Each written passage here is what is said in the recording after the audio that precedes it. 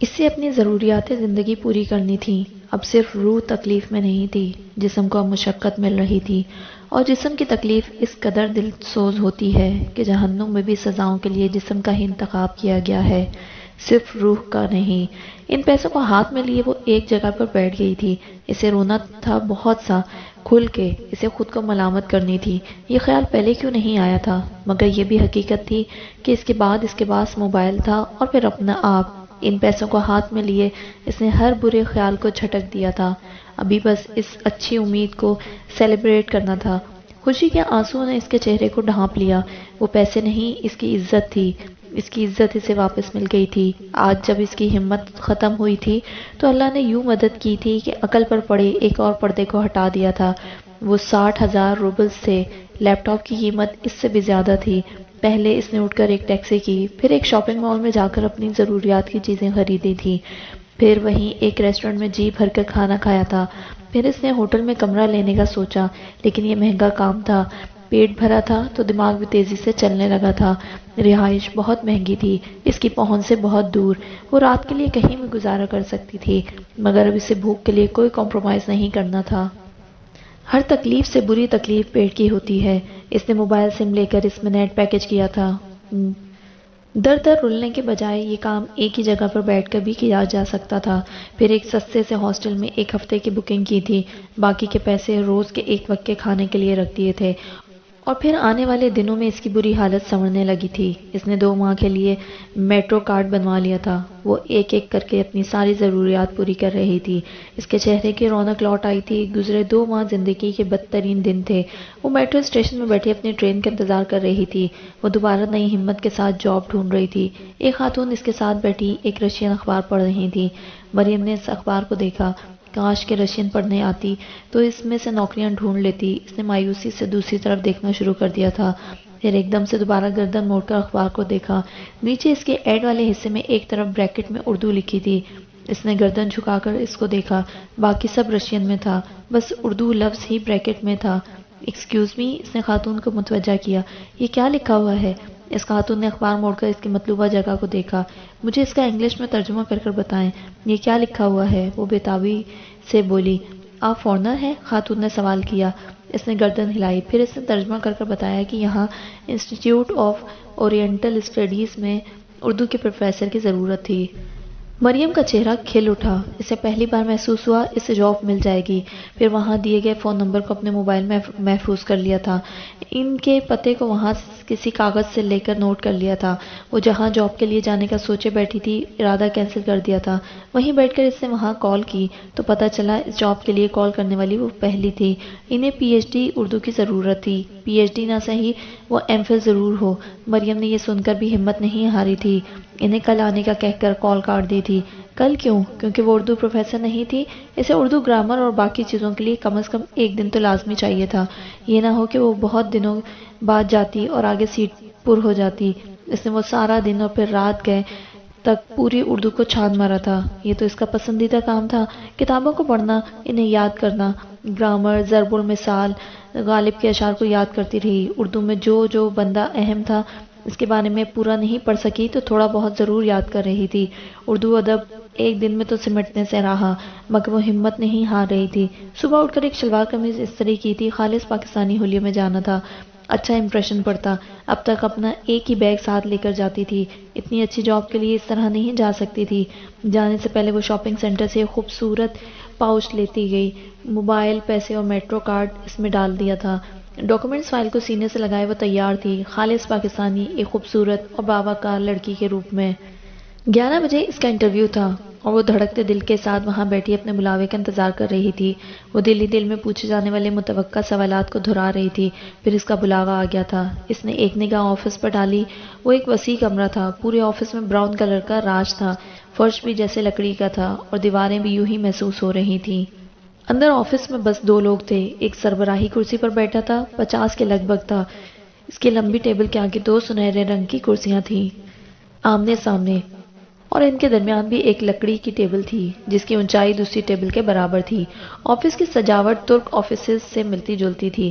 مریم نے چہرے پر خوبصورت مسکراہٹ سجا کر انہیں سلام کیا تھا۔ دونوں نے سر ہلا کر چہرے پر خیر مقدمی مسکراہٹ سجا لی تھی۔ آئیں بیٹھیں۔ سنہری کرسی پر بیٹھا بندہ 60 یا 65 کا تھا۔ مریم اس کے سامنے والی خالی کرسی پر بیٹھ گئی۔ اپنا پاؤچ اس نے اپنے سامنے ٹیبل پر رکھا اور فائل سے سی وی نکال کر ان کے آگے کی، پھر فائل اپنی سمت سے رکھ دی۔ وہ دونوں ٹانگوں کو بائیں رخ سمیٹ کر بیٹھی تھی۔ اس نے ٹانگ پر ٹانگ نہیں چڑھائی تھی۔ سامنے بیٹھے آدمی کے چہرے پر اس کی سی وی پڑھتے ہوئے متاثر کن تاثرات آ گئے تھے۔ وہ بلا شبہ ایک بہترین تعلیمی کیریئر رکھتی تھی۔ آپ بہت قابل اسٹوڈنٹ رہی ہیں، لیکن شاید آپ نے پڑھا نہیں تھا کہ ہمیں اردو کے لیے استاد چاہیے، انہوں نے اردو میں کہا۔ مریم جانتی تھی ان کا پہلا اعتراض یہی ہوگا، لیکن وہ ہمت کر آئی تھی۔ اس کے حق میں جو بات جاتی تھی تو صرف یہ کہ وہ پاکستانی تھی اور اس کی قومی زبان اردو تھی، تو بھلا اس سے بڑھ کر کوئی اور غیر ملکی کیسے اچھا پڑھا سکتا تھا؟ جی بالکل، میں یہ بات جانتی ہوں، اور میں اردو پڑھانے ہی آئی ہوں کیونکہ میں پاکستانی ہوں، اور آپ کو معلوم ہے اردو پاکستان کی قومی زبان ہے۔ گھر سے لے کر باہر کالج، یونیورسٹی اور ہر جگہ اردو زبان بولی جاتی ہے۔ آپ کی بات ٹھیک ہے، لیکن ہمیں اردو ادب کے لیے استاد چاہیے۔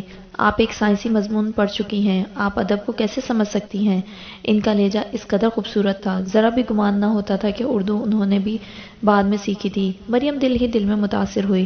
سر، ادب سے محبت کے لیے کسی ڈگری کی ضرورت نہیں ہوتی، اور نہ ہی ایسا ہے کہ اگر کسی سائنسی مضمون کو پڑھ لیا جائے تو ادب میں کشش محسوس نہیں ہوتی۔ میری ڈگری بھلے کیمسٹری میں ہے، لیکن مجھے ہمیشہ سے اردو ادب سے ہی محبت رہی ہے۔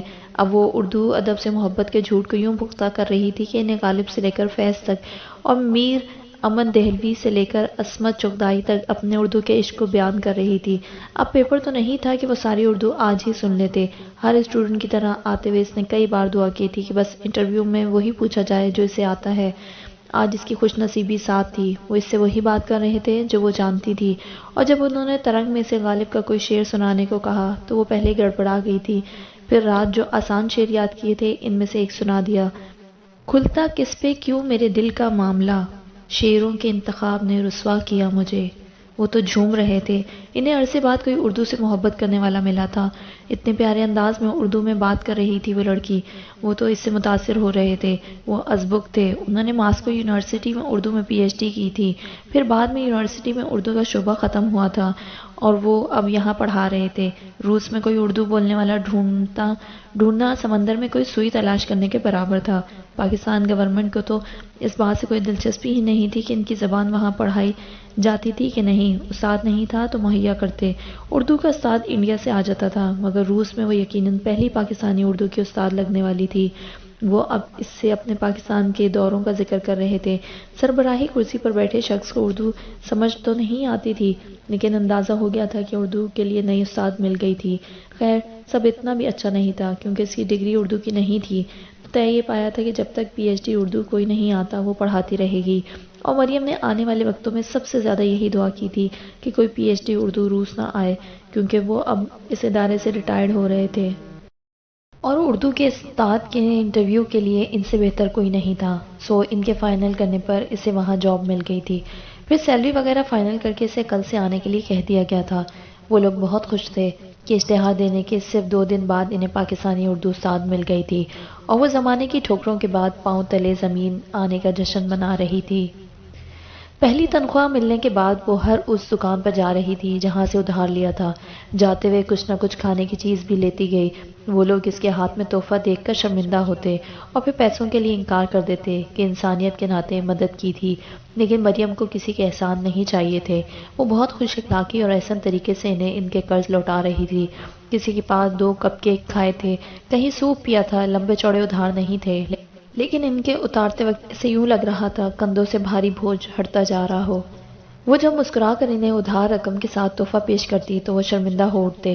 وہ ان کی بد اخلاقی کے زہر کو اپنے اچھے اخلاق سے ختم کر رہی تھی۔ کچھ دکانیں ایسی بھی تھیں جہاں کی وہ ریگولر بھکارن کسٹمر تھی۔ اپنے لیے شاپنگ کر کے اس نے بہت کچھ بلیوں کے لیے لیا تھا۔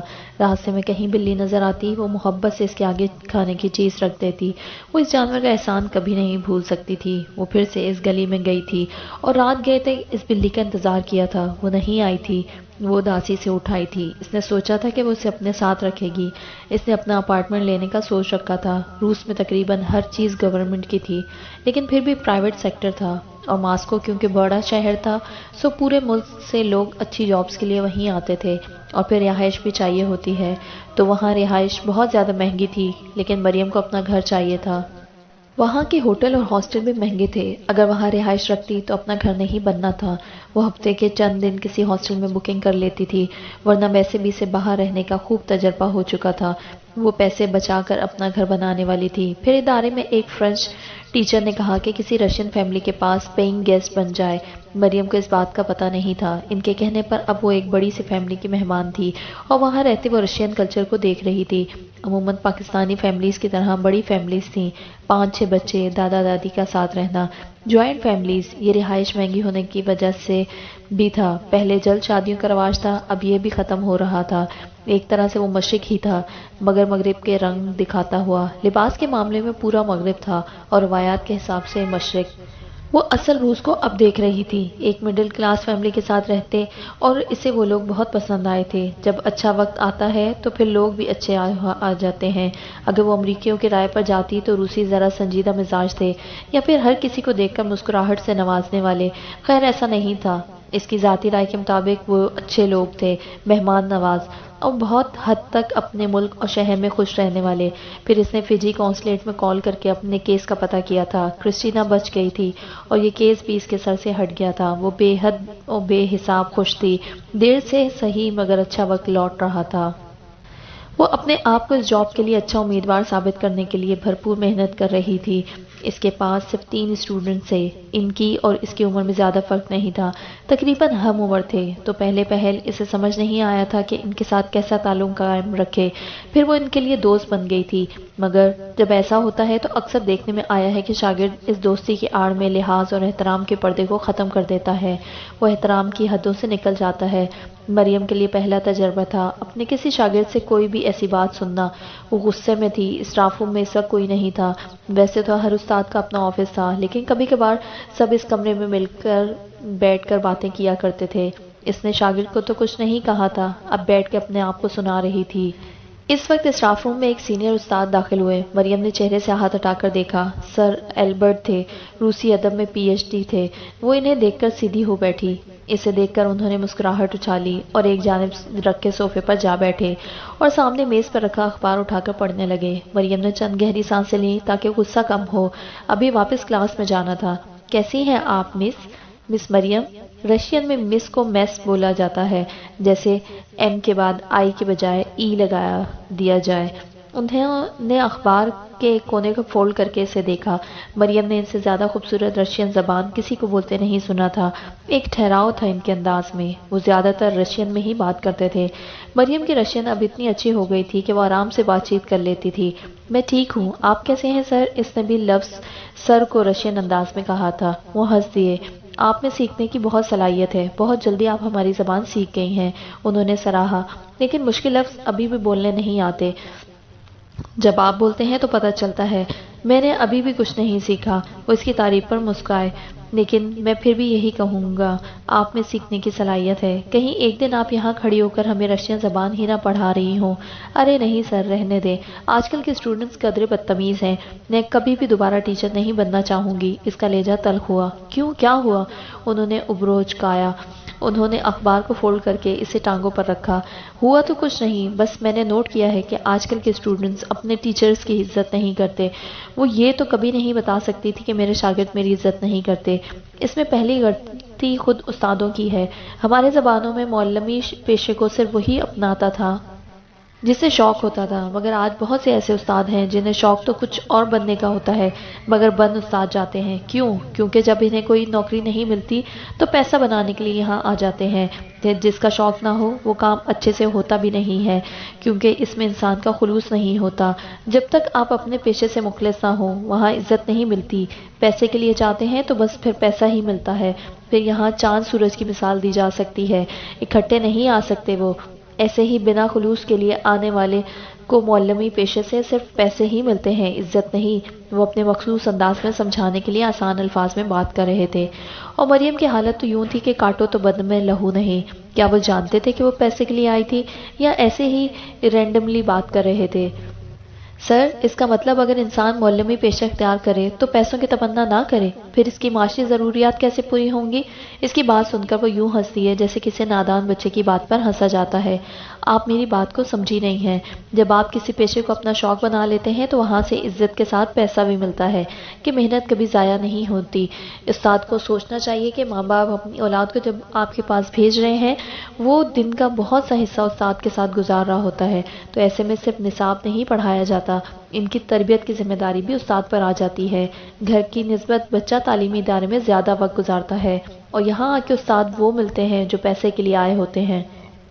جنہیں کسی اور پیشے میں اچھے پیسے ملیں تو فوراً وہاں بھاگ جاتے ہیں۔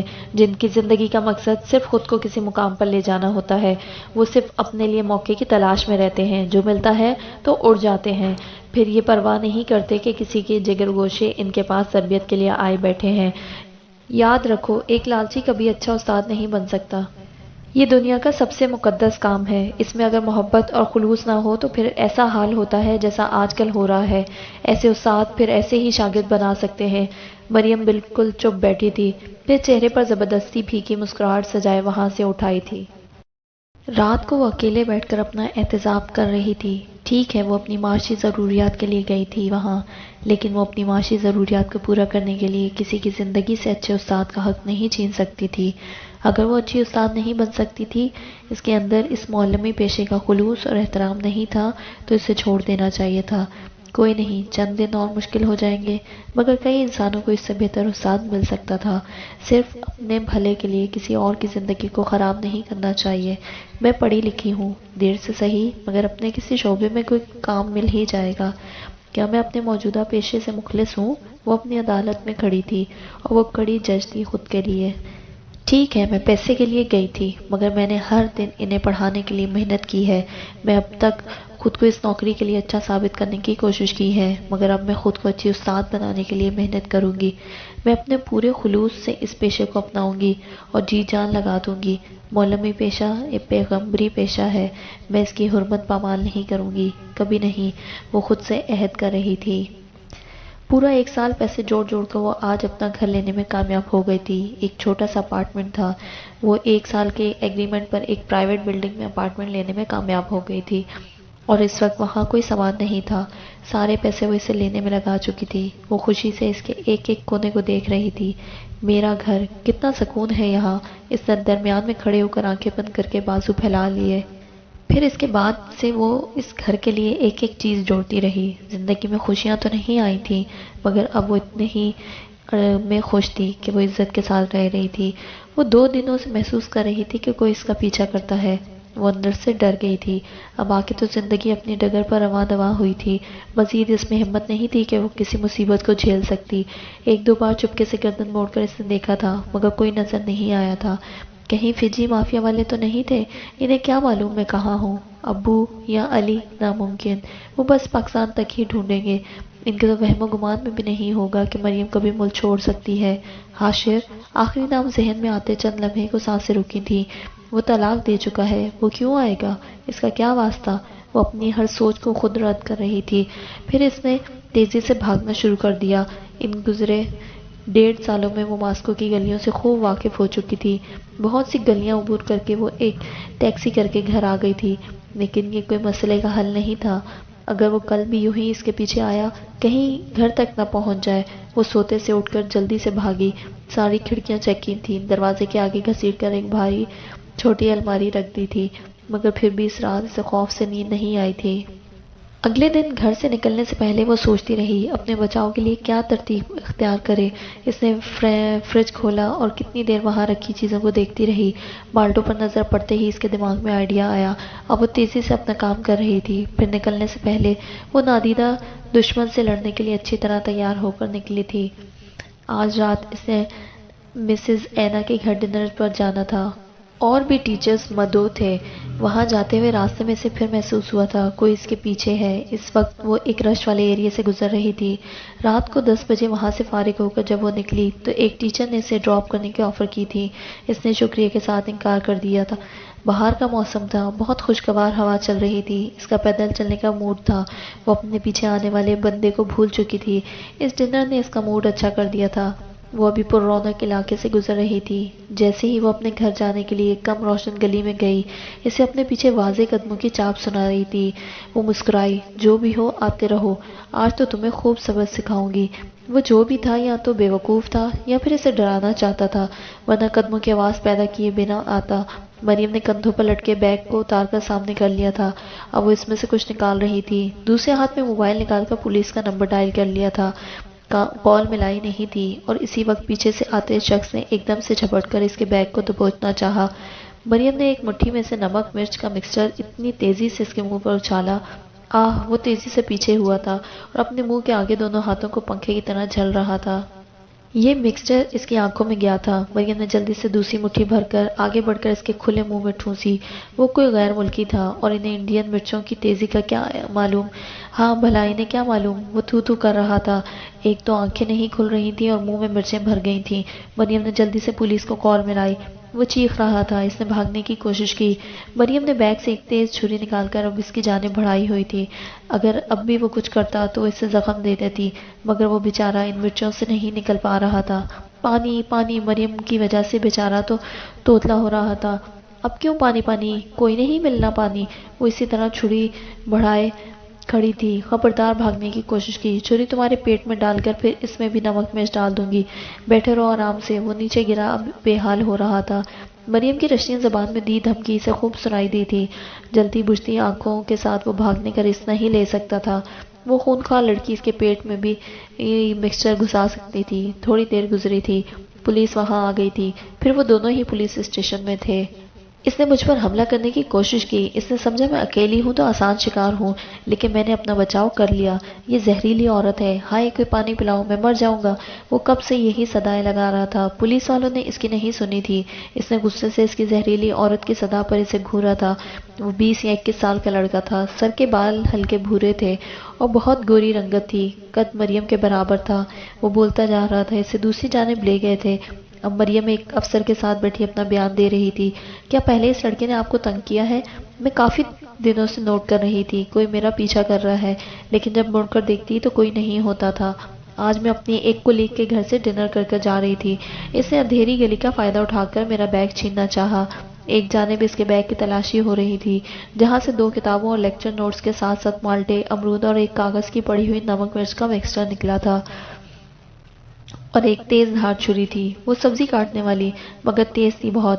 پھر وہ ساری چیزیں افسر نے آگے بڑھ کر اس کے سامنے ٹیبل پر رکھ دیں۔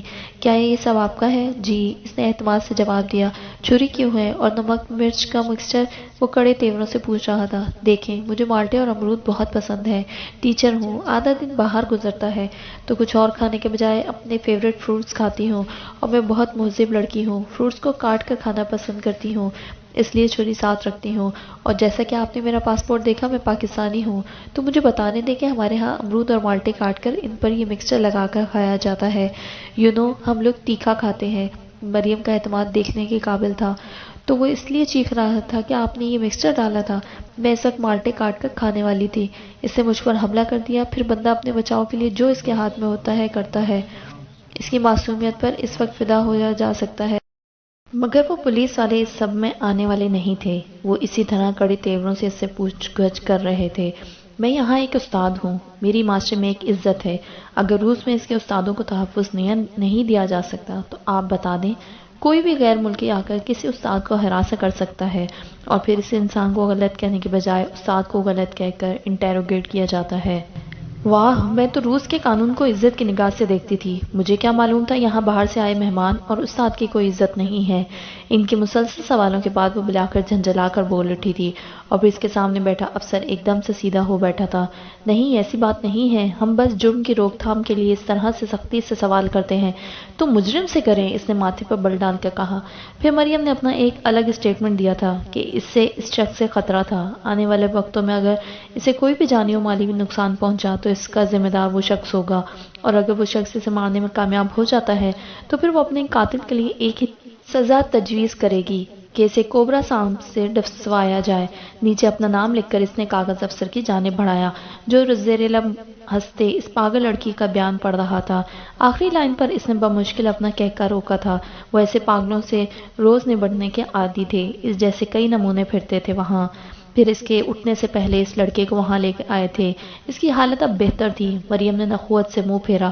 ہوں، مجھ کو زہریلی اور کہا اب تم خود کوبرا کے زہر سے مرو گے۔ اس نے جان بوجھ کر مجھ پر نمک مرچ ڈالی ہے، یہ زہریلی عورت ہے، وہ پھر سے چلایا تھا۔ مریم جو اٹھنے لگی تھی، اس نے بیگ کندھے سے اتار کر اس میں سے ایک مالٹا نکالا۔ رکیں، میں اپنی سچائی ثابت کر کے جاؤں گی۔ اس نے مالٹے کے 2 حصے کیے، پوڑی سے مکسچر نکال کر اسے چٹکیوں میں بھر کر مالٹے کے دونوں حصوں پر لگایا اور ایک حصہ اٹھا کر اسے اپنے منہ کے قریب لے جا کر نچوڑا۔ آئی، رس بہت کھٹا تھا اور مرچ کی تیزی نے اس کی زبان پر جیسے آگ لگا دی تھی، لیکن وہ ضبط سے مسکرائی۔ دیکھا، ہمارے ہاں مالٹے ایسے کھائے جاتے ہیں۔ زبان جل رہی تھی، پھر وہ بنا کچھ کہے مڑی۔ مس، اپنے مالٹے کا دوسرا حصہ بھی لیتی جائیں، افسر نے مسکرا کر پکارا۔ وہ پلٹی اور زبردستی مسکرائی، جھک کر مالٹے کا دوسرا حصہ اٹھایا اور تیزی سے وہاں سے نکلنے لگی۔ خدا کرے تم سب کے سب مر جاؤ۔ وہ باہر نکل کر ایک دیوار سے ہاتھ ٹکائے انہیں کوس رہی تھی۔ مرچوں نے زبان کا برا حال کر دیا تھا۔ 3 دن کے بعد وہ لڑکا اس کے پھر پیچھے تھا۔ مریم کے بیگ میں ہاتھ جاتے دیکھ کر وہ چلا کر اس کے سامنے آیا تھا۔ مت کرو، میں اب چوری کرنے نہیں آیا، میں تو تمہاری حفاظت کے لیے آیا ہوں۔ تمہیں کس نے کہا تم میری حفاظت کرو؟ اس نے تیکھے لہجے میں پوچھا۔ جو تم وہاں بیان دے کر آئی ہو، اس کے بعد تو میں نے آنا ہی تھا، یعنی تمہیں کہیں بھی دشمنی چل رہی ہو مگر نام میرا تم دے آئی ہو۔ اس کے بعد میں اپنے بچاؤ کے لیے اور کیا کر سکتا تھا؟ یہی کہ تمہاری حفاظت کروں تاکہ نہ تو تمہیں کسی مصیبت میں پھنسنا پڑے اور نہ ہی چلاک عورت۔ مریم اب رک کر اسے گھور رہی تھی۔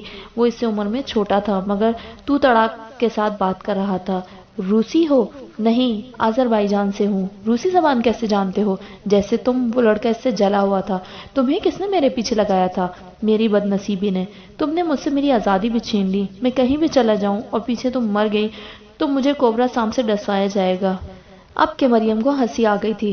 دیکھو، تم بہت اچھی لڑکی لگتی ہو، میرے خلاف کمپلین واپس لے لو، میں نے اور بھی کام کرنے ہیں، ہر وقت تمہاری حفاظت نہیں کر سکتا۔ اتنے بے وقوف ہو کہ بننے کی کوشش کر رہے ہو؟ تمہیں بنانے کی کوشش کر رہا ہوں۔ تمیز سے بات کرو۔ وہ سر جھٹک کر چلنے لگی۔ ایک تو عمر میں چھوٹے لوگ جب تو تڑاک کر رہے، دل چاہتا ہے ایک تھپڑ رسید کیا جائے تاکہ ان کے ہوش ٹھکانے آ جائیں۔ اب وہ بھی اس کے برابر چل رہا تھا۔ مریم نے رک کر اسے گھورا۔ میرے ساتھ چلنے کی ضرورت نہیں ہے، اور پھر چلنے لگی۔ وہ ڈھیٹ پھر بھی ہم قدم تھا۔ 3 بجے کا وقت تھا، ٹریفک رواں دواں تھی اور وہ پیدل چلنے کی شوقین۔ اگلے اسٹاپ پر میٹرو استعمال کرنے والی تھی۔ چلتے چلتے وہ اب سورج کے سامنے تھی۔ اس نے ہاتھ کی آڑ بنا لی تھی تاکہ دھوپ آنکھوں میں نہ جائے۔ ویسے میں نے تو سنا تھا کہ پاکستانی لڑکیاں بہت ڈرپوک ہوتی ہیں، لیکن تم نے تو میرا ستیہ ناش کر دیا تھا۔ کس سے سنا ہے؟ ارد گرد ٹریفک کا شور تھا۔ میرا ایک پاکستانی دوست تھا، اس سے۔ وہ کہتا تھا پاکستانی لڑکیاں کاکروچ سے ڈرتی ہیں، چھپکلی دیکھ لیں تو چیخیں مار کر بھاگتی ہیں۔ سنو، کیا تم واقعی پاکستانی ہو؟ وہ مشکوک انداز میں سے دیکھتا جا رہا تھا۔ مریم نے دھوپ سے تنگ آ کر بیگ سے سن گلاسز نکال کر لگا لیے تھے۔ تم نہ جانے کن زمانوں کی بات کر رہے ہو، شاید سن 1880 میں ایسا ہوتا ہو۔ پاکستان کی لڑکیاں بہت بہادر ہوتی ہیں، اپنا ہر کام خود کرتی ہیں، اور ڈر، یہ چھری چاقو چلانا تو ہمیں بچپن میں ہی سکھا دیا جاتا ہے۔ کاکروچ اور چھپکلیاں یہ چیز ہی کیا ہیں؟ ہمیں تو سانپ سے ڈر لگتا ہے، نہ مگرمچھ سے۔ پتہ نہیں تم کون سے زمانوں کی بات کر رہے ہو۔ وہ مریم عالم تھی جو اپنے آپ میں لوٹ آئی تھی۔ لیکن پاکستان تو 1947 میں بنا تھا۔ اس لڑکے نے جیسے اس کا جھوٹ پکڑا۔ مریم نے کندھے اچکائے۔ یہی تو کہہ رہی ہوں، پاکستان میں تو کبھی ڈرپوک لڑکیاں پیدا ہی نہیں ہوئی تھی۔ تم شاید 1880 کی بات کر رہے ہو، تب تو پاکستان بنا ہی نہیں تھا، تو ایسی لڑکیاں کیسے ہو سکتی ہیں؟ اس زمانے میں ایشیا کی لڑکیاں سنا ہے ایسے ہی ڈرتی تھیں، کسی بھی چھوٹی سی بات پر بہت بڑی چیخ مارنا، پھر پورے گھر کو اکٹھا کرنا۔ ایک چھپکلی دیکھ کر رونا دھونا وہ مزے سے اسے بتائے جا رہی تھی، اور وہ دل ہی دل میں اپنے پاکستانی دوست کو کوس رہا تھا جس نے کہا تھا کہ پاکستانی لڑکیاں بہت ڈرپوک ہوتی ہیں۔ اس لیے وہ 3 دن سے اس لڑکی کا پیچھا کر رہا تھا، کنفرم کر رہا تھا کہ اکیلی ہی ہے، پھر اس کا بیگ چوری کرے گا، اور کیونکہ وہ پاکستانی لڑکی تھی چیخنے کے بعد بے ہوش ہو جاتی، مگر نہیں، اس کے دوست پر لعنت تھی جس نے اس سے غلط بیانی کر کے اسے پھنسا دیا تھا۔ وہ اسے اپنے پیچھے آنے کی وجہ بتا چکا تھا، بھوکا تھا، اس لیے اسے پیسے چاہیے تھے۔ ایک دن میٹرو میں اسے دیکھا، لباس سے پہچان گیا تھا کہ لڑکی پاکستانی ہے۔ پھر اسے ہی ٹارگٹ کرنے کا سوچا کیونکہ آسان ہدف تھی وہ، اسے بھی پہلے چوری کا تجربہ نہیں تھا، اس لیے 2 دن صرف اسی کا پیچھا کرتا رہا۔ تم کیوں آئے ہو روس؟ وہ دونوں اب میٹرو میں تھے۔ مریم نے جان لیا تھا وہ لڑکا اس کے لیے بے ضرر تھا، اور اگر نقصان پہنچانے کی غلطی کر بھی لیتا تو کوبرا زندہ باد۔ چاچا کے گھر پلا بڑا تھا، اس کی بیوی نے چوری کا الزام لگا کر نکال دیا تھا، پھر پیسے کچھ نہیں تھے، ایک ٹرک میں چھپ کر یہاں آ گیا تھا اور جیب خالی ہونے پر چوری کا سوچا تھا۔ اس لڑکے نے چند جملوں میں اپنا درد بیان کر دیا تھا۔ پھر مریم نے اسے اتنے پیسے دیے تھے کہ آرام سے کئی دن کھا لیتا، اور نہ چاہتے ہوئے بھی عادت سے مجبور ہو کر اپنی ایک کولیگ کی مدد سے اسے ایک اسٹور میں جاب دلوا دی تھی۔ انسان جو بھی کر لے عادت بدلتی ہے، فطرت نہیں۔ مریم عالم ایسی ہی ہمدرد فطرت لے کر پیدا ہوئی تھی، دوسروں کے غم سن کر اپنے دکھ بھرے مشکل دن بھلا دیے تھے۔ ہاں ٹھیک ہے، اس نے اس پر اعتبار نہیں کیا تھا، مگر اس کی مدد کرنے سے بھی خود کو روک نہیں پائی تھی، وہ اپنے آپ میں لوٹ رہی تھی۔ ہاشم مریم کو چھوڑ کر دوبارہ پولیس کے IT ڈپارٹمنٹ آ گیا تھا۔ آج پھر نئی فائلز کھل رہی تھیں، اس کے ساتھ پکڑے جانے والی اور لڑکیوں کے ڈیوائسز سے بھی بہت کچھ نکل رہا تھا۔ وہاں بیٹھے مرد حیران تھے، عورت اس حد تک بھی گندگی میں جا سکتی ہے؟ وجہ کچھ بھی رہی ہو، یہ جرم تو ناقابل معافی تھا۔ باقی لڑکیوں کے لیے کوئی آیا بھی نہیں تھا۔ حیرت انگیز طور پر وہ سب لڑکیاں لاوارث تھیں، پولیس ان سے پوچھ کر تھک چکی تھی۔ پھر اس کے بعد پولیس نے 1-2 جگہ اور چھاپے مارے تھے، مردوں کے ساتھ بہت سی خواتین بھی پکڑی گئی تھیں۔ ایک نئے آنے والوں میں سے بول پڑی تھی، یہ سب مریم عالم کے کہنے پر ہوتا تھا، وہ اتنی مار کھانے کے بعد اپنا منہ کھول چکی تھی۔ ہاشم تو پاگل ہو اٹھا تھا، وہ اندر جا کر اس عورت کا منہ توڑ دینا چاہتا تھا، مگر پولیس والوں نے اسے باہر بھیج دیا تھا۔ اب بتائیں میر صاحب، اب گواہیاں بھی ملنے لگی ہیں، SP طنز سے اسے دیکھتے کہہ رہا تھا۔ پوری دنیا بھی کھڑی ہو کر کہنے لگے تب بھی نہیں مانوں گا، یہ جرم اس نے کیا ہے۔ میں انسانوں کی اتنی پہچان رکھتا ہوں کہ ان کے چہروں کے پیچھے چھپی اصلیت جان لوں۔ 7 ماہ تک وہ میری بیوی رہی ہے، اگر ایسی کوئی بھی بات ہوتی تو مجھے پتہ چل جاتا۔ صحیح بات تو آپ نے خود کہہ دی، صرف 7 ماہ سے اسے جانتے ہیں، ہو سکتا ہے اس نے آپ کو ٹارگٹ کیا ہو، آپ کی معاشی حیثیت کو دیکھ کر آپ کو بھی پھنسانے کی کوشش کی ہو۔ SP میں تمہارا منہ توڑ دوں گا، اسے میری آخری وارننگ سمجھو۔ یاد رکھو وہ عورت جب تک میرے نکاح میں ہے وہ میری عزت ہے۔ وہ غصے سے کہتا اٹھ کھڑا ہوا۔ SP اس کا غصہ دیکھ کر ڈر گیا تھا، اب تک اسے اتنا تو معلوم ہو گیا تھا، اس کا بہت اثر و رسوخ تھا، اس سے پنگا لینے کا مطلب اپنا خاندان تباہ کرنا تھا۔ بلوچستان کے پہاڑی علاقوں میں لے جا کر مارتا تو بچانے بھی کسی نے نہیں آنا تھا۔ ہاشم اپنے کمرے میں یہاں سے وہاں ٹہل رہا تھا، اسے کسی طور سکون نہیں تھا، خدا جانے زندگی میں پھر سکون کب آنا تھا۔ زندگی میں کبھی اتنی بے بسی محسوس نہیں ہوئی تھی جو اب ہو رہی تھی۔ یوں تھا کہ جیسے کسی نے زندگی کے پرسکون تھال کو الٹ کر رکھ دیا ہو، ہر چیز بکھر رہی تھی، اس کا دل جل رہا تھا۔ ابھی تک تو وہ اپنے خاندان کو نہیں بتا پایا تھا، یہ بتانے کی بات تھی بھی نہیں۔ اس کی غیرت کو گوارا نہیں تھا کہ اس کی بیوی پر لگے جھوٹے الزامات کی بھنک بھی کسی کو پڑے، مگر یہ ناممکن تھا۔ 1 ماہ کے اندر بابا جان کو پتہ چل گیا تھا، ان کے اپنے ذرائع تھے، پھر اس کے بھائیوں کو بھی اپنے مختلف ذرائع سے بات پتہ چل گئی تھی۔ وہ خاندان کے سارے مرد سر جوڑ کر بیٹھ گئے تھے۔ ہاشم دونوں ہاتھوں کی انگلیاں باہم پھنسائے بہت بے چین بیٹھا تھا، وہ سب اسے تسلیاں دے رہے تھے، اس مسئلے کا حل سوچ رہے تھے۔ اس کا ایک بھائی بول اٹھا تھا، ادا ہو سکتا ہے وہ واقعی آپ کو پھنسانے آئی ہو، ایسے بھی تو کئی واقعات ہیں دنیا میں۔ حیدر، وہ ضبط سے اسے دیکھنے لگا، حیدر تم چپ رہو، اس کے بڑے بھائی نے اسے ڈانٹا۔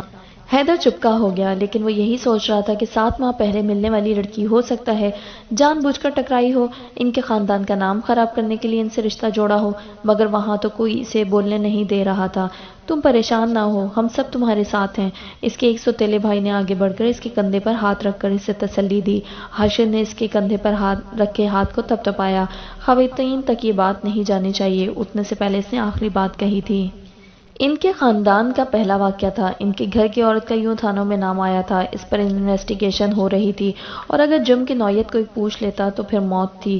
کوئی سوچ رہا تھا کہ اسے اپنے کو چھوڑ کر غیروں میں شادی کرنی ہی نہیں چاہیے تھی، غیروں کا کیا معلوم کیسے ہوں، وہاں بیٹھے ہر شخص کی اپنی رائے تھی، مگر پھر بھی وہ اس کے ساتھ تھے کیونکہ وہ بھی اسی خاندان کا حصہ تھے، ان کی عزت تھی وہ۔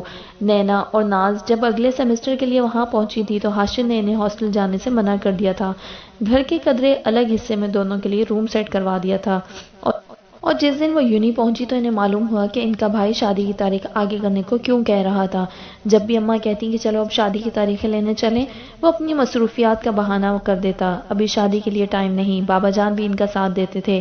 ان کے ہاسٹل کی ایک لڑکی مل گئی تھی جس نے بتایا مریم کو پولیس لے گئی تھی، بہت گندے الزام لگا رہے تھے اس پر کہ وہ اچھی نہیں ہے، اور بولتے ہوئے اس کی آواز سرگوشی میں تبدیل ہوتی گئی۔ اس کے بعد کی بات نینا نے اسے وارن کر دیا تھا کہ یہ بات کسی اور کو نہ بتائے۔ اسے یقین ہی نہیں آ رہا تھا کہ مریم ایسی تھی، اگر تھی بھی تو ان کے خاندان سے جڑی تھی۔ یوں ہر دوسرا شخص اگر اس کے بارے میں سرگوشیاں کرتا رہتا تو ان کے خاندان کی عزت کا جنازہ نکل جانا تھا۔ ایک بات تو بچپن سے ان کی گھٹی میں ڈال دی گئی تھی، اپنے خاندان کی عزت کا ہر صورت خیال رکھنا ہے۔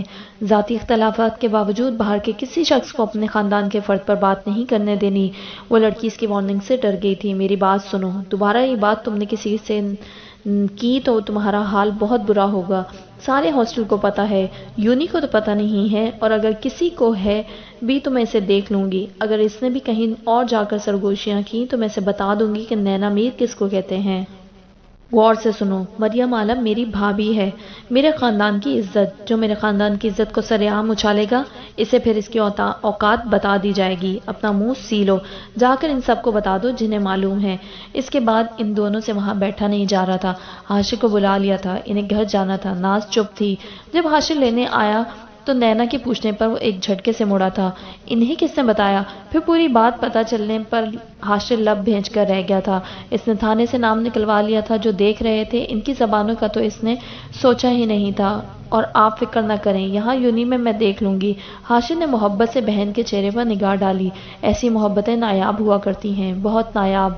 وہ مریم کے لیے اس لیے لڑ کر آئی تھی کیونکہ وہ اس کے بھائی کی بیوی تھی۔ جن سے محبت ہو، ان سے منسلک لوگوں سے بھی محبت رکھنا سب کے بس کی بات نہیں ہوتی، مگر یہ ان کے خاندان کا شیوا تھا۔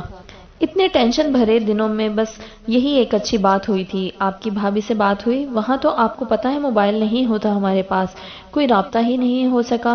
نہیں، اس کا موبائل یہی ہے، اس کے گھر والوں سے رابطہ ہے، ٹھیک ہے وہ۔ پھر بہنوں کو گھر ڈراپ کر کے وہ آفس آ گیا تھا، اور پھر ہوا یوں کہ ان کے خاندان میں یہ بات پھیل گئی تھی۔ حاشر تو غصے سے پاگل ہونے کو تھا۔ اماں، ادی زہرا، رقیہ سب ادھر آن پہنچی تھی۔ وہ نینا سے پوچھ رہا تھا گھر والوں کو کس نے بتایا؟ وہ بھائی کے غصے دیکھ کر ڈر گئی تھی۔ ناز تو تھر تھر کانپنے لگی تھی کیونکہ اس نے صرف اپنی ماں کو بتایا تھا۔ انہوں نے فٹ سے سوتن کو تانا دے ڈالا تھا اور ادی زہرا کو بھی بتا دیا تھا۔ پھر رہا کیا تھا؟ گھر کی عورتوں سے لے کر ملازماؤں تک بات پھیل گئی تھی، اور ان سے پھر ان کے پورے علاقے میں۔ کوئی ان کے پاس افسوس کے لیے آ رہا تھا، کوئی یہ بتانے کے انہیں یقین ہی نہیں آیا۔ سوچا خود جا کر پوچھیں۔ حاجہ بی بی تو رونے لگ گئی تھیں۔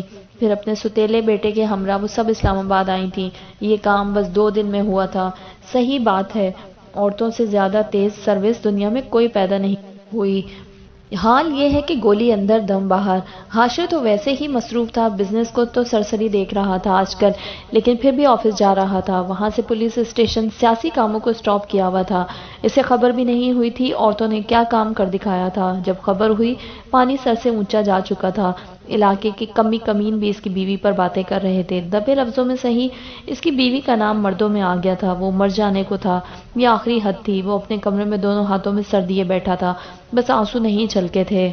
باقی تو کوئی کسر نہیں رہ گئی تھی۔ محبت کی اتنی بڑی سزا مل رہی تھی، اتنی ذلت اور رسوائی۔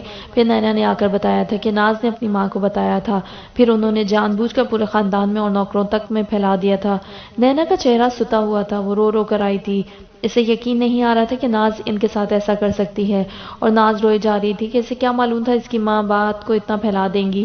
سوتن کو نیچا دکھانے کے لیے اپنی بہوؤں کے ساتھ بٹھا کر گھر کی نوکرانیوں کو اسی کمرے میں مختلف ڈیوٹیاں لگا کر انہوں نے حاجہ بی بی کو خوب ہی ذلیل کیا تھا۔ مقصد بات پھیلانا تھا۔ دیکھو میری بہوئیں اچھی ہیں، تم غیروں تک چلی گئیں مگر گند اٹھا لائیں۔ حاشر دونوں ٹانگوں کو مسلسل حرکت دیے جا رہا تھا۔ نینا بھائی کو بتا کر ضبط کرتے باہر آ گئی تھی۔ ان کا خاندان برباد ہو چکا تھا۔ اس کے سردار بھائی کی پگ میلی ہو گئی تھی۔ ان کے خاندان کی عورتوں کا تو نام باہر پتہ نہیں چلتے تھے، آج نام کے ساتھ لگے داغ بھی باہر چلے گئے تھے۔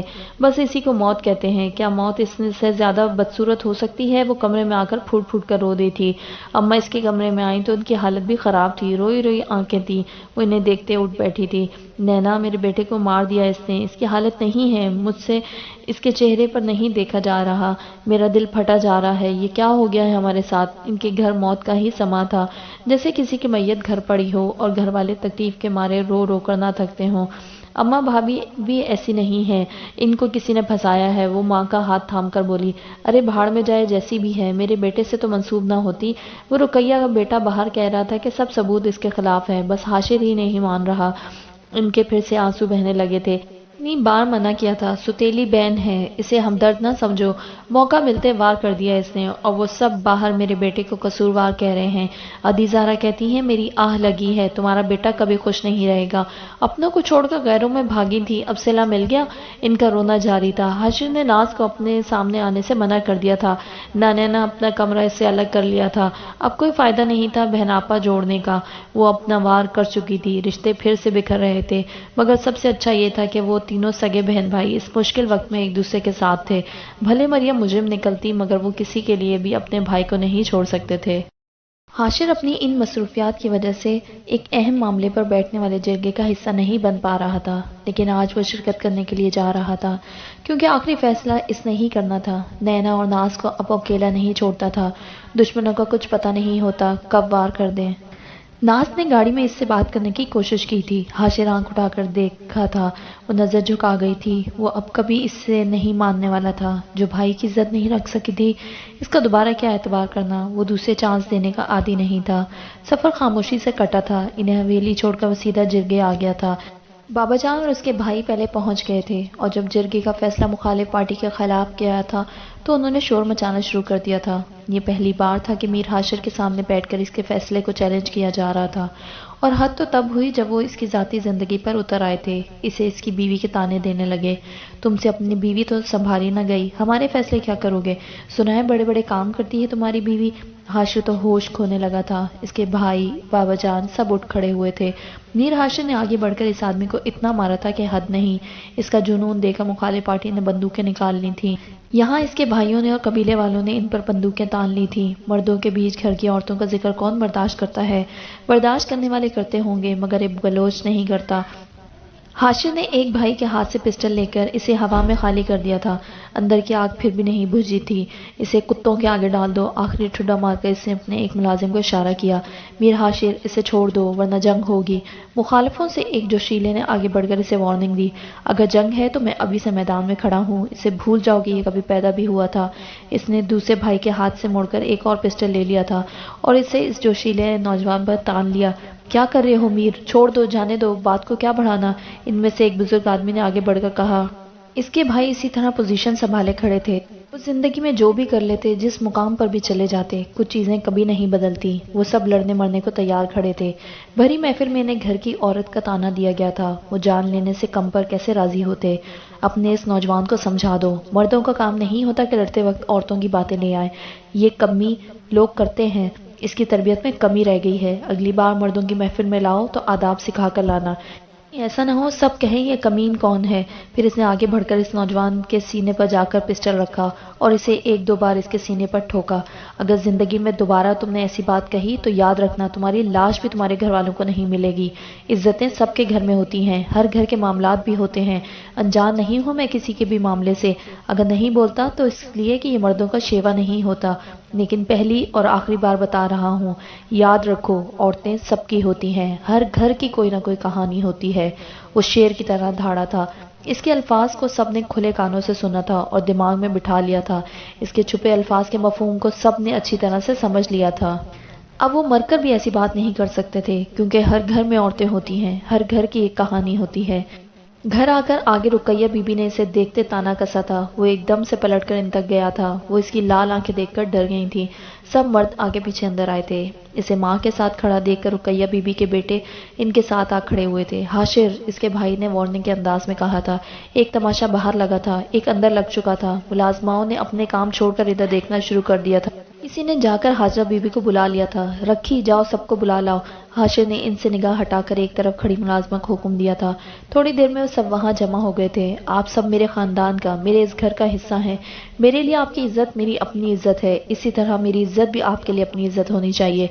मरियम मेरी बीवी मेरी इज्जत है, यानी मीर हाशिर की इज्जत। वो मुझसे अलग नहीं है।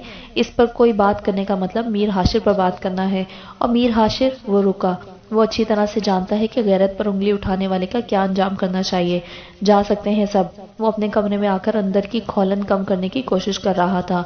ये मोहब्बत इंसान को कितना जलील करवा कर रख देती है। या फिर ये कहे, ए मोहब्बत तेरे अंजाम पे रोना आया। भले शायर ने किसी और सूरत हाल पर कहा हो, मगर मीर हाशिर को अपना यही हाल लग रहा था। अम्मा अंदर आई तो वो कुर्सी पर बैठा सोचों में गुम था। माथे पर तफक्कुर की लकीरें थी। दोनों हाथों की मुठ्ठियां बनाए थोड़ी तले टिकाए हुआ था। कोहनियां दोनों टांगों पर टिकी थीं। वो यकीनन बहुत ज़ब्त वाला मर्द था। कमरे में कोई भी चीज़ बिखरी नजर नहीं आ रही थी। अम्मा को तो एक लम्हे को लगा था कि वो अपने कमरे का हशर बिगाड़ देगा, मगर वो जैसे अपने गुस्से को अपने अंदर ही ख़त्म करने की कोशिश कर रहा था। वो हौले से चलती इसके साथ रखी कुर्सी पर आ बैठी। वो इन्हें देखकर चौंका और सीधा हो बैठा। कैसे हो? इनके लहजे में मोहब्बत थी। हाशिर का दिल चाहा कहते, बहुत बिखरा हुआ हूँ। ठीक हूँ, इसने जैसे खुद को यकीन दिलाने की कोशिश की थी। अम्मा इसे देखती रहीं। इसके लिए ज़माने से जंग लड़ रहे हो? इसे छोड़ क्यों नहीं देते? इसकी आंखों में सख्ती उभर आई थी। अम्मा, इसने तहम्मुल से माँ की तरफ रुख किया। वो मेरी बीवी है, मेरी जात का दूसरा हिस्सा। ऐसे कैसे छोड़ दूं? इस पर बुरा वक्त आया है तो इससे पीछा छुड़ा लूं? अगर मैं इससे ये तवक्को रखता हूं तो वो मेरे अच्छे बुरे वक्त में मेरे साथ रहे, तो फिर ये असूल मुझ पर भी लागू होता है। जिस पर इतना यकीन कर रहे हो, अगर वो गलत निकली, अगर वही मुजरिम निकली तो? अम्मा ने इसके दिल के एक कोने में पलते डर को जबान दी थी। वो इतने सबूत देख चुका था कि इसका बेकसूर निकलना मोजिज़ा ही होता, और वो इस मोजिज़े के लिए सारी कोशिशें कर रहा था। लेकिन दिल के एक कोने में डर बैठ गया था। अगर वो मुजरिम निकली तो? वो मोहब्बत के भरोसे पर यकीन के पुलसिरात पर चल रहा था। पुलसिरात कब आसान हुआ करती है। अगर इसका यकीन झूठा निकलता तो वो ऐसा गिरता कि फिर इसका नामो निशान भी नहीं मिलना था। वो सही कह रहा था। वो अपनी ज़ात के लिए जंग लड़ रहा था। एक ज़माने से इस लड़की के लिए नहीं, अपने लिए लड़ रहा था। वो इसे अपनी ही ज़ात तो लगती थी। अम्मा, जीतने के यकीन के साथ इस जंग में घुसा हूँ। हारने का डर है मगर जीतने का यकीन है। बाकी सब रब के हाथ में है। इसकी रज़ा में राज़ी हूँ। इसने अब भी अपने ज़ब्त के दामन को नहीं छोड़ा था। इस लम्हे अम्मा को अपनी बहू पर रश्क आया था, जिसके हिस्से में ऐसा बावफा मर्द आया था। वरना मर्द ज़ात तो वो है कि शक का बाल आ जाए तो घर खराब कर लेते हैं, और जिंदगियां भी। और वो हर रोज़ नए सबूत देखकर कैसे ना टूटता होगा, मगर फिर भी अपनी बीवी पर यकीन कर रहा था। लोग कहते हैं वफा सिर्फ औरत का शेवा है। कोई आकर मीर हाशिर को देखता, वो किसी औरत से भी ज़्यादा बुरे हालात में अपने साथी से वफा निभा रहा था। वरना इनके शौहर ने तो बिना किसी वजह के इनकी मोहब्बत को कुछ सालों में भुला दिया था। इन्हें खुद पर फख्र हुआ कि ऐसा बेटा पैदा किया था। वो इन माओं में से नहीं थी जो बहू को सख्त सुनाकर अपनी भड़ास तो निकाल लेती हैं, मगर अपनी औलाद का दिल दुखा जाती हैं कि जिनसे इन्हें मोहब्बत है, इनकी माँ को इसकी कदर भी नहीं। वो बेटे के लिए ज़ेरे लब दुआएं करती उठ खड़ी हुई। खुदा करे वो लड़की बेकसूर निकले। हाशिर ने रात होने से पहले ही वापसी का कसद कर लिया था। सकून कहीं नहीं था। एक दिल चाहता मरियम से जाकर मिलाए, मगर वो सिर्फ मनकूहा थी, बीवी नहीं। इन बातों के बाद पता नहीं इसके अबू इजाज़त भी देते हैं कि नहीं, मगर इसे अपना इलाज सिर्फ मरियम का दीदार लग रहा था। जिस्म में फिर से नई एनर्जी आ जाती, टूटती उम्मीदें फिर से जुड़ जाती, मगर ये अभी मुमकिन नहीं था। कितने महीनों से इसकी आवाज़ भी नहीं सुनी थी। कभी कभी वो खुद भी अपनी मोहब्बत पर हैरान होता था।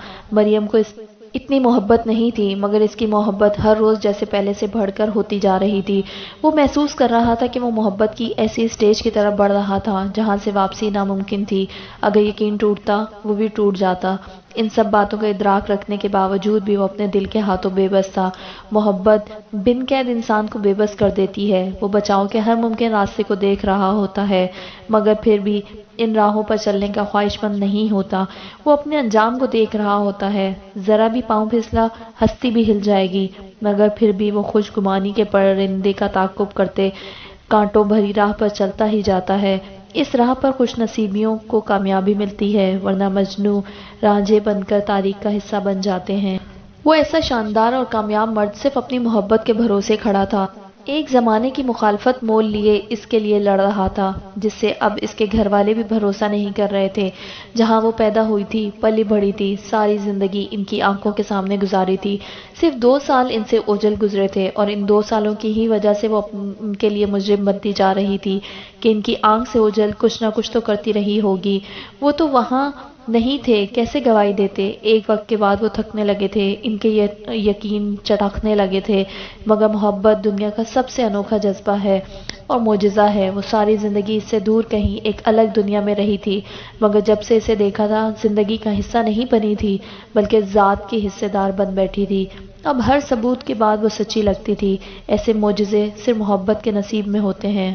آج 6 ماہ ہونے کو آئے تھے، اس کے ساتھ کام کرنے والے افسر بھی تھک گئے تھے۔ بس بہت ہوا، وہ قانونی مجرم تھی، اب اسے قانون کے حوالے کر دینا چاہیے تھا۔ حاشر کے دل میں اب صرف 1% امید بچی تھی، اور وہ وقت آخر اس کی روتی آنکھوں کے ساتھ بولا جانے والا جملہ، میں نے نہیں کیا۔ اسے خود سے ڈر لگنے لگا تھا۔ اس نے وہیں بیٹھ کر اپنے وکیل کو کال کی تھی، پھر اگلے دن وہاں جا کر اسے پیپر تیار کرنے کا کہا تھا۔ آر یو شیور می صاحب؟ وکیل نے آخری بار کنفرم کیا تھا۔ اس نے سر ہلا دیا تھا۔ وہ طلاق کا حق اپنی بیوی کو دے رہا تھا۔ وہ اپنے دل کے 99% حصے سے لڑ کر یہاں بیٹھا تھا، بس 1% کے سہارے۔ اسے ڈر لگ گیا تھا کہیں اسے چھوڑ نہ دے۔ وہ سدباب کر رہا تھا اپنے ناقابل تلافی نقصان کے لیے۔ ان 6 ماہ میں اس کے گھر والے بھی تھک گئے تھے، بابا، اماں، جاذب اور نینا۔ باقیوں کی وہ سنتا ہی کب تھا۔ پھر اس نے اسے خط لکھا تھا۔ اب رابطے کا بس یہی ذریعہ تھا، مختصر سا خط۔ میں خود سے ڈر گیا ہوں، کہیں ان ثبوتوں کی وجہ سے جذبات میں آ کر کچھ غلط نہ کر بیٹھوں۔ ہاں، تم چاہو تو مجھ سے الگ ہو سکتی ہو، میرے اندر اتنی ہمت نہیں ہے کہ اپنے ہاتھوں سے تمہیں خود سے الگ کروں۔ اس خط کے ساتھ اس نے یہ پیپرز اس کے گھر بھیج دیے تھے۔ اسے تب نہیں پتا تھا کہ اماں مریم کے گھر والوں کو جواب دے چکی ہیں۔ اس کے ذہن میں بار بار اب مریم کا آخری جملہ گونجتا تھا، میں نے نہیں کیا۔ وہ چونک گیا۔ وہ ہر بار یہی کہتی، میں نے نہیں کیا۔ ایک بار بھی یہ نہیں کہا کہ مجھے نہیں پتا کس نے کیا۔ وہ اس سے اپنی ساری گفتگو کو پھر سے یاد کر رہا تھا۔ دماغ اتنا الجھا ہوا تھا کہ ٹھیک طرح سے یاد نہیں آ رہا تھا۔ کیا وہ اصلی مجرم کو جانتی ہے؟ بتایا کیوں نہیں اس نے؟ وہ الجھ رہا تھا۔ مجرم جانتی تھی جو چھپاتی کیوں؟ ایسا نہیں ہوگا۔ اس نے اس امکان کو رد کیا۔ اس کی دوست، اس کی روم میٹ، وہ کہاں گئی؟ اسے ایک دم سے جیسے کچھ کلک ہوا تھا۔ شروع میں ان کا دھیان ہی اس طرف نہیں گیا تھا۔ ہر پکڑا جانے والا کہتا ہمیں مریم عالم سپروائز کرتی تھی، اپر ہینڈ تو پھر بھی کوئی اور تھا، مگر باس کی قریبی ساتھی وہی تھی۔ وہ ان کی باتوں کے بعد صرف مریم کی ذات تک ہی الجھ کر رہ گئے تھے۔ ہر دوسرے بندے پر شک کیا تھا۔ اس کی دوست کا تو خیال ہی نہیں آیا تھا۔ ایک بار آیا تھا تو اس نے خود رد کر دیا تھا۔ وہ تو اس کی بیسٹ فرینڈ تھی، اپنے گھر کے مسئلوں میں الجھی ہوگی، اس معاملے میں سے کیوں گھسیٹ کے لانا؟ اف اف، اس نے سر پر ہاتھ مارا۔ انہوں نے ہر بندے کو چیک کیا تھا، بس اسے نہیں کیا تھا۔ وہ تیز رفتاری میں گاڑی دوڑا کر پولیس ڈپارٹمنٹ پہنچا تھا۔ تھکی ہوئی ٹیم اس دیوانے کے یقین کو اب بیزاری سے دیکھ رہی تھی۔ شروع میں وہ لوگ متاثر بھی ہوئے تھے، بیوی سے اتنی محبت کرتا ہے، مگر اب وہ تھک چکے تھے۔ وہ اس کا بینک اکاؤنٹ چیک کر رہے تھے، پہلے بھی کیے تھے، مگر جب کچھ ہاتھ نہیں آنا ہوتا تو سامنے کی چیز بھی اوجھل ہو جاتی ہے۔ مریم کے اکاؤنٹ میں ہر بار باہر سے بہت سی اماؤنٹ آتی تھی، لیکن اگلے دن وہ دوسرے اکاؤنٹ میں منتقل کر دی جاتی تھی۔ وہ اکاؤنٹ اس کی دوست ردا کے نام پر تو نہیں تھا، مگر حاشر کو یقین تھا وہ اس کی دوست ردا ہی تھی۔ انہوں نے پکڑی جانے والی لڑکیوں کے اکاؤنٹس کی ڈیٹیلز چیک کی تو مریم کے پاس رقم کے 2 دن بعد ان سب کے اکاؤنٹ میں ان کے حصے منتقل کر دیے جاتے تھے۔ اب جو یہ بیچ والا اکاؤنٹ تھا، اس کی ساری یہ ڈیٹیلز نکلوا رہے تھے۔ اسی اکاؤنٹ کے تھرو پھر وہ رقم سب میں بانٹ دی جاتی تھی۔ ایسے کاروبار کرنے والے بیوقوف نہیں ہوتے کہ یوں بینکوں میں اپنے ثبوت چھوڑ جائیں۔ اس سب کا صرف ایک مطلب تھا، پولیس جو کب سے ان کے پیچھے تھی، انہیں مجرم چاہیے تھا۔ انہوں نے پوری پلاننگ سے ایک لڑکی کو ٹارگٹ کیا تھا۔ انہیں ابھی اندازہ تھا پکڑے جانے کے بعد بینک اکاؤنٹس تک کھنگالے جائیں گے، وہاں بھی وہی مجرم تھی۔ اتنی پرفیکٹنیس دراصل بدصورتی پیدا کر رہی تھی۔ جو لڑکی اگر اتنی ہی مجرمانہ ذہنیت کی حامل تھی، وہ اپنے اصلی نام کے اکاؤنٹ کو کیوں استعمال کرتی؟ اب سوال یہ تھا کہ اس نے کس کو اجازت دی تھی کہ وہ اس کے اکاؤنٹ کو استعمال کرے، یا پھر یہ بھی اسے نہیں معلوم تھا؟ ان سوالوں کے جواب یا تو مریم دے سکتی تھی یا خود اصلی مجرم۔ چیزیں سامنے آ کر پھر الجھنے لگی تھی۔ کال ریکارڈز میں اس کی آواز، اور کئی بار چیک کرنے پر بھی وہ اصلی ریکارڈنگز ہی نکلی تھی۔ نہیں، اتنی پرفیکشن کوئی کسی کو پھنسانے کے لیے ہی پیدا کر سکتا ہے۔ مریم کا موبائل آن کر کے وہ ردا کے نمبر پر کال کر رہے تھے، ہر بار بند ہوتا۔ اگر وہ لڑکی اس کی واقعی دوست تھی تو نمبر کیوں بند تھا؟ سم کے ذریعے ایڈریس نکلوایا تو حسب توقع غلط نکلا تھا۔ حاشر کے اندر جان لوٹ آئی تھی، وہ پھر سے پرجوش ہو چکا تھا۔ یقیناً یہی لڑکی گناہگار تھی۔ ایک نئی انرجی کے ساتھ اب وہ سب کام کر رہے تھے۔ مریم اور ردا کی کالز کو اب سنا جا رہا تھا، ایک ایک لفظ غور سے۔ ضروری نہیں اس نے مریم کا موبائل ہی استعمال کیا ہو سکتا ہے سم نکال کر اپنے موبائل میں لگاتی ہو، کیونکہ مریم کے موبائل میں تو کوئی ڈیوائس یا چپ نہیں لگی ہوئی تھی۔ ایک لڑکے نے ایک دم سے سب کو مخاطب کر کے کہا تھا، اور پھر ان کالز کے ایک ایک لفظ کو چھانٹنے کے بعد انہوں نے ردا کو پہچان لیا تھا۔ اس کے الفاظ کی ادائیگی سے حاشر خوشی سے رو دینے کو تھا۔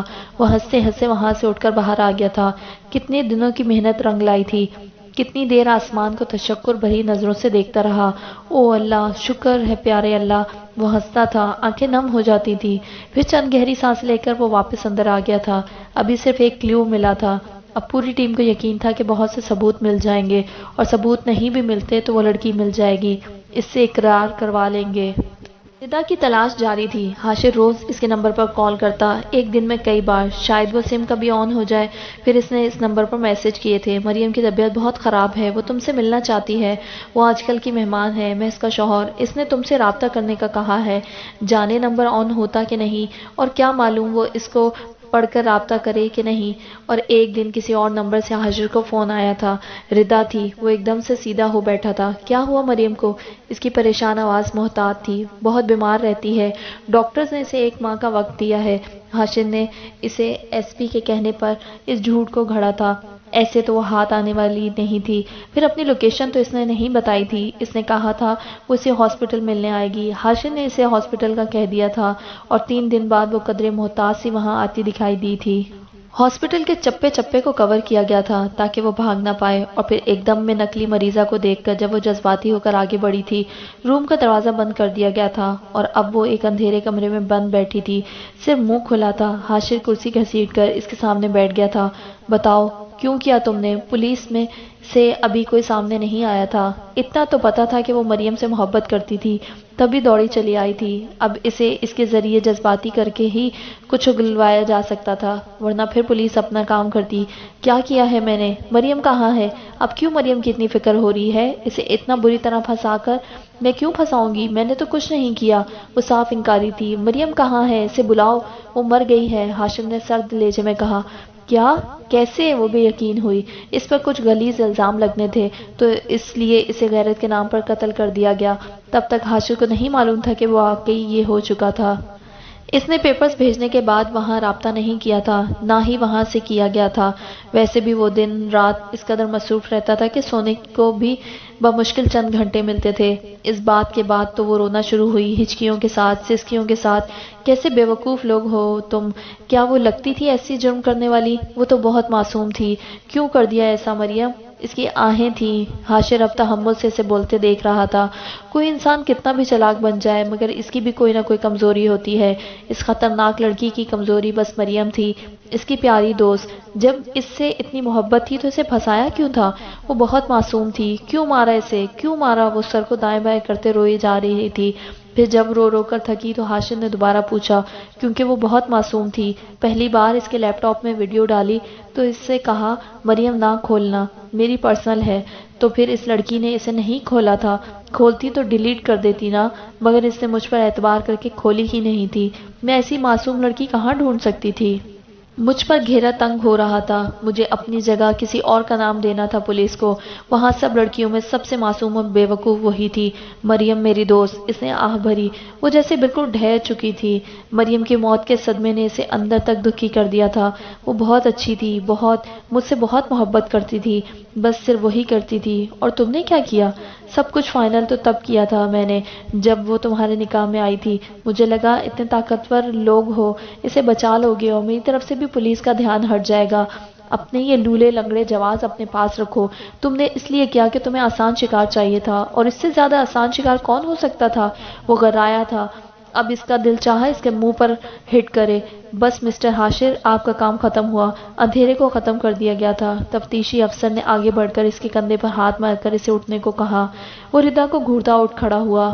पुलिस का कोई इरादा नहीं था कि रिदा को बताते मरियम नहीं मरी थी। वो इसी जज्बाती कैफियत में ही बहुत कुछ बता सकती थी, जबकि वो पुलिस को देखकर हड़बड़ाहट का शिकार थी। फिर वो चीखती रही, बोलती रही, हाशिर ने इसका इकरार वीडियो में इनसे लिया था, इसे अपने घर वालों को दिखाना था। लोग बिना सबूत के लगे इल्ज़ाम को सच मानते हैं।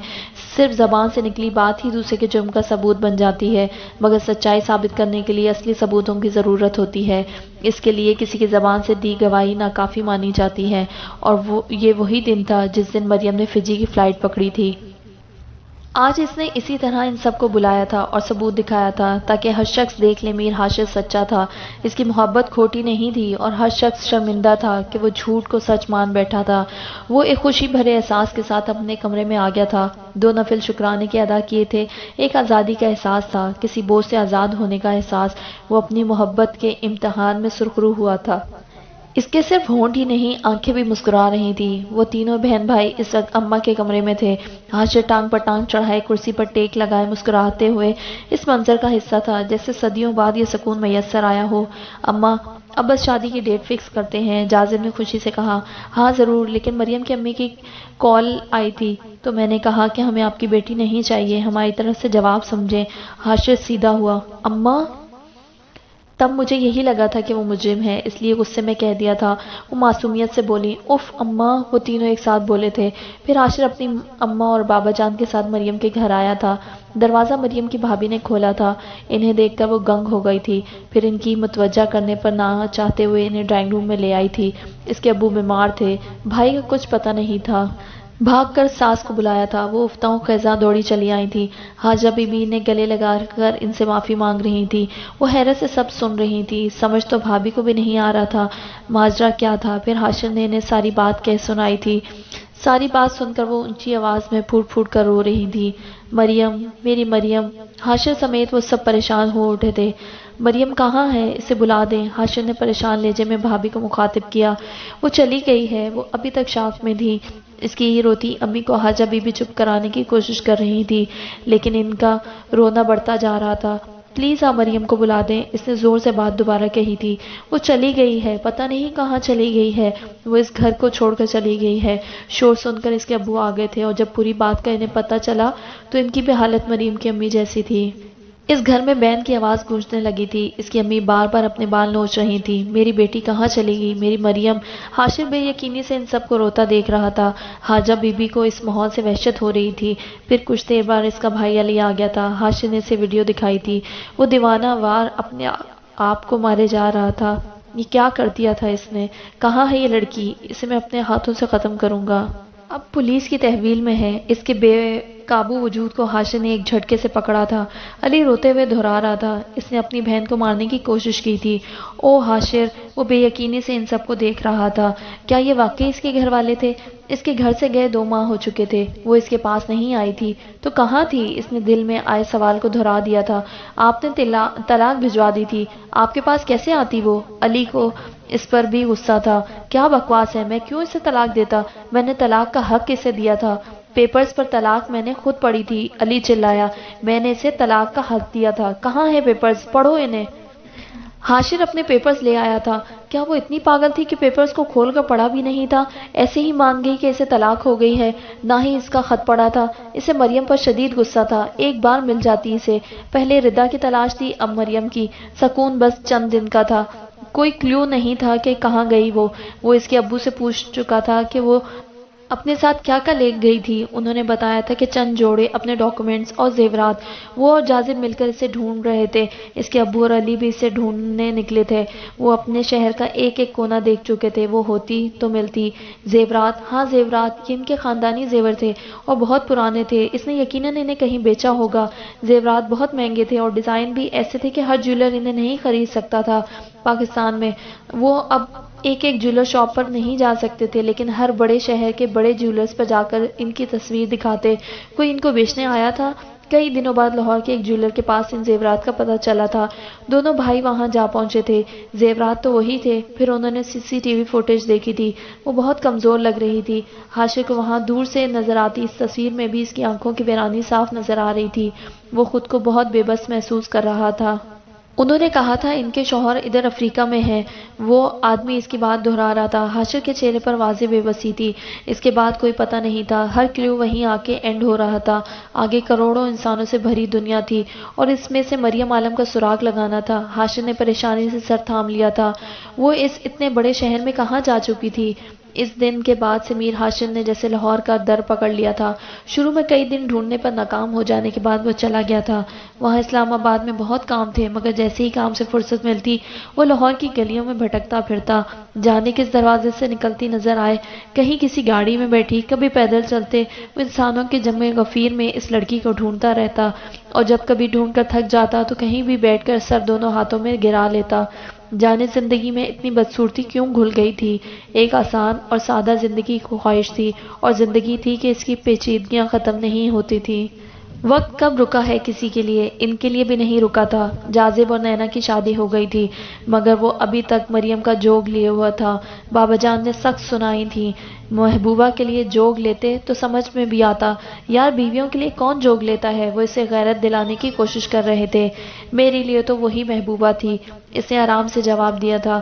گھر سے جانے والی لڑکیوں کو زمانہ کھا جاتا ہے، جانے کس حال میں ہوگی، پتہ نہیں زندہ بھی ہے کہ نہیں۔ بابا جان کا اپنا انداز تھا اسے منانے کا۔ شروع میں بیٹے کا جنون دیکھ کر انہوں نے غصے میں کہا تھا، یہاں وہاں گلیوں میں کیوں ڈھونڈتے پھرتے ہو؟ کسی دارالعلومان میں کیوں جاتے ہو؟ سیدھا اس بازار میں جاؤ، وہیں مل جائے گی۔ گھر سے نکلنے والیاں پھر وہیں بیٹھی ملتی ہیں۔ بابا جان، آپ شاید اسے پہچان نہیں پائے تھے۔ اگر خدا نخواستہ اس پر ایسا وقت آیا بھی ہوگا تو مجھے یقین ہے اس نے وہاں سے نکلنے کی ہر راہ ڈھونڈی ہوگی۔ اگر راہ نہیں ڈھونڈ پائی ہوگی تو مر گئی ہوگی یا ماری گئی ہوگی۔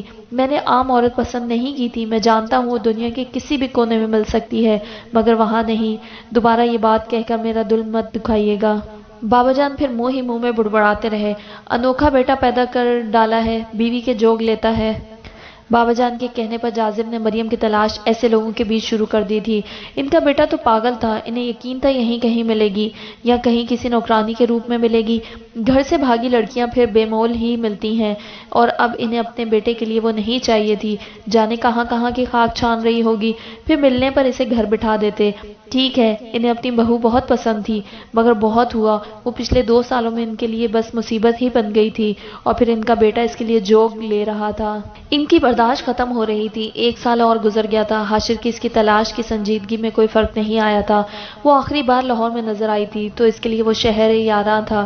انہوں نے بیوی سے کہا تھا کوئی قسم دے کر اسے دوسری شادی پر منائے، اور اب تو وہ خود بھی دل سے یہی چاہتی تھی کہ اس کا گھر بس جائے، مگر وہ تو وہی پرانا حاشر تھا جو کسی طور ہاتھ نہیں آتا تھا۔ ماں ہو، کبھی معاف نہیں کروں گی، اپنے سر کی قسم کچھ بھی، مگر کرو، اس کی حالت مجھ سے نہیں دیکھی جاتی۔ سب بچے اپنی زندگیوں میں آگے بڑھ گئے ہیں، وہ ابھی تک وہیں ہیں۔ بابا جان بہت دکھی تھے، ہاں، جیسے خود بڑی قسمیں دیتے تھے، مجھ سے آ کر کہتے ہیں تم کوئی قسم دو۔ اماں نے انہیں گھورا، عموماً ماں کی قسم پر بیٹے مان جاتے ہیں، تم کہہ دو دودھ نہیں بخشوں گی۔ وہ انہیں پٹیاں پڑھا رہے تھے، لیکن یہ قسم ان کے دل کو لگی تھی۔ ان کا بھی دل دکھتا تھا جب جاذب بتاتا کہ ادا لاہور گئے ہیں، اور یہ بھی معلوم تھا وہاں ہر گلی کی خاک چھانتا ہوگا۔ وہ ہوش مند نظر آتا مرد وہاں جا کر دیوانہ بن جاتا تھا۔ پلوشا کی شادی تو ہو گئی تھی، اس کی چھوٹی بہن کے لیے اب وہ خود سوچتی تھی۔ پھر فیصلہ کر کے وہ بیٹے کے پاس اسلام آباد آ گئی تھی، اور پھر رات کو ڈنر کے بعد شوہر کے اشارے پر اس کے پیچھے کمرے میں آ گئی تھی۔ یہاں وہاں کی باتوں کے بعد وہ اصل مدعے پر آ گئی تھی۔ تمہیں ایسے دیکھ کر میرا دل دکھتا ہے بچے، اور کتنی اکیلی زندگی گزارو گے، اب شادی کر لو، میں تو پہلے سے شادی شدہ ہوں۔ اس نے ان کی بات پر ناسمجھی سے انہیں دیکھا۔ تو کہاں ہے تمہاری بیوی؟ وہ غصہ ہوئی۔ ڈھونڈ رہا ہوں، مل جائے گی۔ اس کا اطمینان قابل دید تھا۔ حاشر، دوسری شادی کر لو، اب تک کچھ نہیں کہا تمہیں، لیکن اب بس بہت ہوا۔ میں ادی زہرا کی چھوٹی بیٹی کو تمہارے لیے مانگ رہی ہوں۔ او ہو اماں، کیا ہو گیا ہے؟ ریلیکس، میں پہلے سے شادی شدہ ہوں، جب تک تمہاری وہ لاڈلی ملے گی تب تک تم بڈھے نہ ہو جاؤ، اماں جل کر بولی۔ اس نے چھوٹا سا کہکا لگایا۔ اماں، ابھی تک تو اس کے لاڈ اٹھا نہیں پایا، آپ کو کہاں سے پتہ چل گیا کہ وہ میری لاڈلی ہے؟ بولتے ہوئے وہ دل گرفتہ ہوا۔ جو اس کے لیے مجنوں بنے پھر رہے ہو یہ کم لاڈ ہے؟ حاشر نے اماں کے تیور دیکھ کر اپنے کہکے پر قابو پایا تھا۔ وہ اس سے سنجیدہ گفتگو کرنے آئی تھی۔ دیکھو بیٹا، تمہاری عمر بڑھ رہی ہے، 33 کے ہو، کب وہ ملے گی، کب تمہارے بچے آئیں گے؟ صرف اس کی اماں میں ہی یہ کوالٹی تھی کہ سنجیدہ بات بھی اس طرح کرتی کہ کہکوں کا گلا گھونٹنا مشکل ہو جاتا تھا۔ جب نصیب ہوگا سب ہو جائے گا۔ اس نے سنجیدگی کے دامن کو پکڑا۔ شادی کرو گے تو نصیب بنے گا، ایسے تھوڑی نہ نصیب بن جائے گا۔ اماں میری بات سنیں، میں نے پہلے بھی کہا تھا، پھر کہہ رہا ہوں، میری زندگی میں بس ایک ہی عورت آئی ہے، وہ موجود ہے یا نہیں مگر میرے لیے وہی ہے، اس لیے کسی کی بیٹی کے لیے بات کرنے کی ضرورت نہیں، کیونکہ میں شادی نہیں کروں گا۔ حاشر میں تمہیں اپنا دودھ نہیں معاف کروں گی۔ اماں نے روتے ہوئے اپنا آخری پتا بھی پھینک دیا تھا۔ وہ بے یقینی سے ماں کو دیکھ رہا تھا۔ آپ کی مرضی ہے اماں، اب آپ سے بخشوانے کے لیے کسی کی زندگی تو خراب نہیں کر سکتا، مت معاف کیجیے گا مجھے۔ اس کے چہرے پر سنجیدگی تھی۔ اب کہ اماں نے رونا چھوڑ کر بے یقینی سے بیٹے کو دیکھا تھا۔ کیا زندگی خراب؟ وہ تمہیں چھوڑ کر جا چکی ہے، وہ ایک دن آ بھی جائے گی، اور آپ تو ماں ہیں، روز قیامت بھی دوزخ میں جاتا دیکھ کر معاف کر دیں گی۔ وہ ماں نہیں ہے میری، وہ تو اپنی زیادتیوں پر سزا دلوانے کے لیے اللہ کے آگے ٹھہر جائے گی۔ پھر کیا کروں گا؟ آپ کی مانوں تب بھی میری آخرت خراب، نہ مانوں تب بھی تو میں ماں کی معافی کا رزق لینا پسند کروں گا۔ میں ماں ہوں، میری نافرمانی کر کے میرا دل دکھا رہے ہو۔ میں نافرمانی نہیں کر رہا، آپ مجھے ایسے دورائے پر لا رہی ہیں جہاں آپ کی بات مان کر میری آخرت خراب ہو جانی ہے۔ آپ تو اپنا حق معاف کر دیں گی، اس کے ساتھ کی زیادتی میں آپ کی معافی بھی مجھے سزا سے نہیں بچا سکے گی۔ آپ کو اندازہ ہے آپ نے مجھ سے کس چیز کا مطالبہ کیا ہے؟ وہ افسوس سے انہیں دیکھ رہا تھا۔ آپ کو میرے سر کی قسم، آپ دوبارہ ایسی بات نہیں کریں گی۔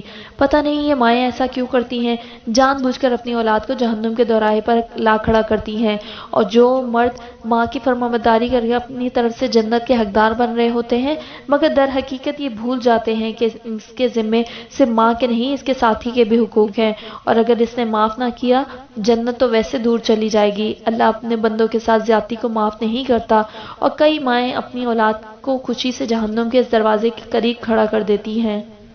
اماں تو پھر چلی گئی تھی۔ حاشر خراب موڈ کے ساتھ گاڑی کی چابی اٹھاتا باہر نکل آیا تھا۔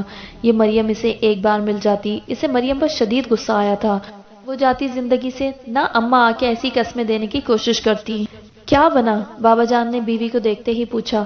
وہی جو اب تک بنتا آیا ہے، تم کوئی تگڑی قسم دیتی، پتہ نہیں کون سی مائیں ہوتی ہیں جو بیٹوں سے بات منوا لیتی ہیں۔